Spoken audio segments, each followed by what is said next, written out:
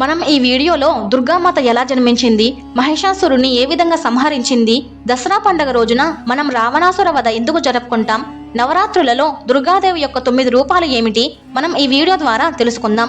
సత్యయుగం నందు పాతాళ లోకంలో దానవ వంశంలోని మూలపురుషుడైన ధనువుకి రంభు మరియు కరంబు అనే 2 కుమారులు ఉన్నారు.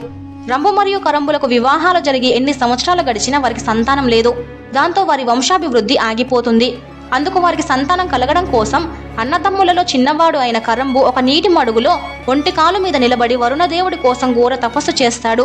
పెద్దవాడు అయిన రంభు అగ్నిదేవుని కోసం తపస్సు చేస్తాడు.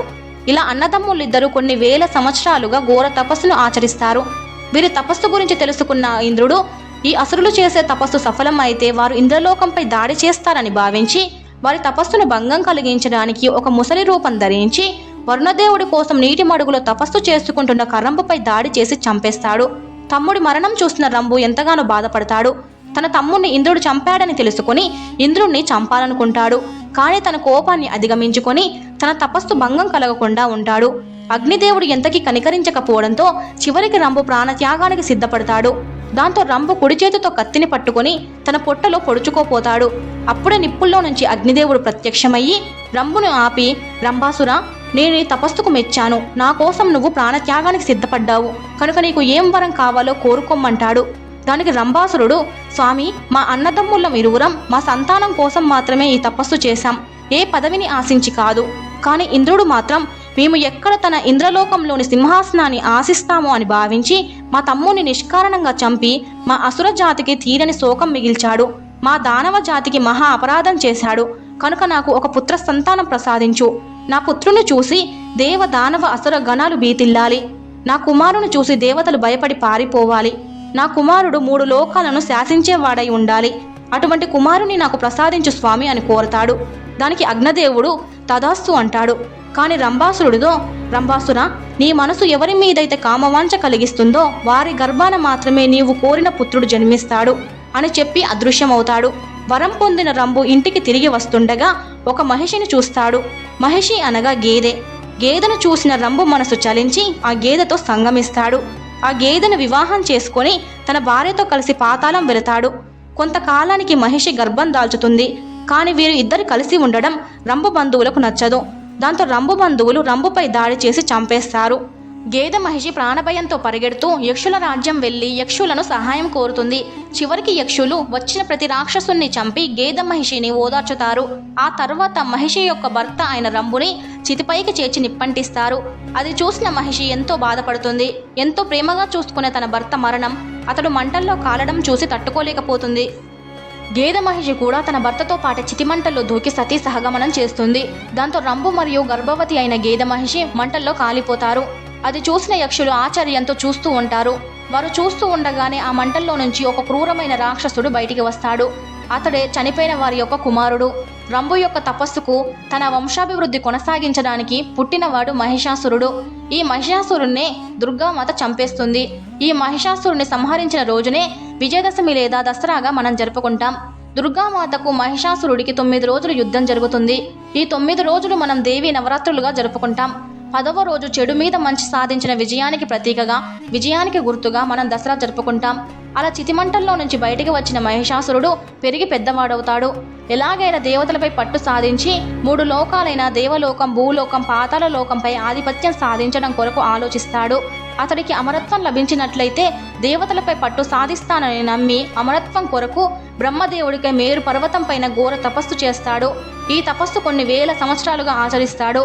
మహిషాసురుడి తపస్సుకు మెచ్చిన బ్రహ్మదేవుడు ప్రత్యక్షమవుతాడు. మహిషాసురుడితో ఏం వరం కావాలో కోరుకోమంటాడు.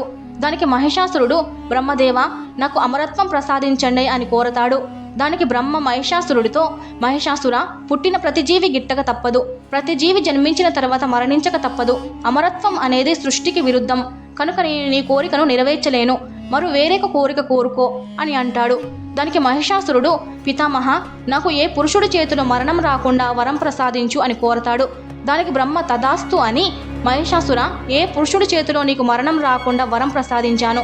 కానీ ఎవరైనా స్త్రీ చేతిలో మరణం సంభవిస్తే ఏం చేస్తావు అని ప్రశ్నిస్తాడు. దానికి మహిషాసురుడు, బ్రహ్మదేవ, పురుషుడంతటి వాడితోటే నాకు మరణం లేనప్పుడు మరి ఒక బలహీనురాలు అయినటువంటి స్త్రీ చేతిలో నాకు మరణం ఎలా సంభవిస్తుంది? నాకు మరణం అసాధ్యం అని క్రూరంగా నవ్వుతాడు. అది విన్న బ్రహ్మ, విధిరాతను ఎవరు మాల్చలేరు అని చెప్పి అక్కడి నుంచి అదృశ్యమవుతాడు. అలా మహిషాసురుడు వరాన్ని పొందుతాడు. అనేక అస్త్రాలను సాధించి అత్యంత శక్తివంతుడిగా మారతాడు. రాజులను ఓడించి రాజ్యాలు సాధిస్తాడు. ప్రజలపై ఆధిపత్యం తీసుకుంటాడు. అంతటితో ఆగకుండా ఇంద్రలోకం వెళ్ళి ఇంద్రుణ్ణి ఓడించి ఇంద్రసింహాసనం లాక్కుంటాడు. తానే అత్యంత బలశాలి అని దేవతలపై దాడి చేసి హింసించి ముప్పతిప్పలు పెడతాడు.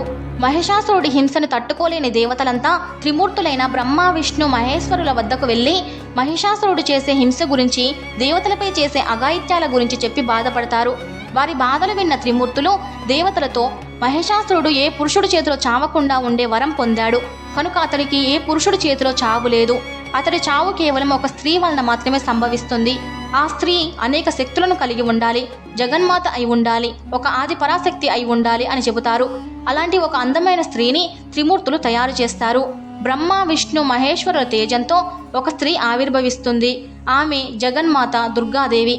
దుర్గామాతకు శివుడు తన శూలాన్ని ఇస్తాడు, విష్ణుమూర్తి తన సుదర్శన చక్రాన్ని ఇస్తాడు, బ్రహ్మ తన కమాండలాన్ని ఇస్తాడు, ఇంద్రుడు తన వజ్రాయుధాన్ని ఇస్తాడు, సూర్యదేవుడు తన ఖడ్గాన్ని ఇస్తాడు.